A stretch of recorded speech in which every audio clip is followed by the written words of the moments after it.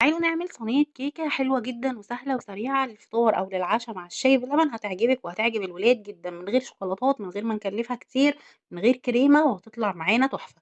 هنجيب الخلاط هنحط فيه 4 بيضات، نُص معلقة صغيرة من الخل، كيسين من الفانيليا، كوباية ونُص من السكر الحبيبات، ونضربهم 5 دقايق لحد أمّا يتحولوا لقوام كريمي ولونه أبيض.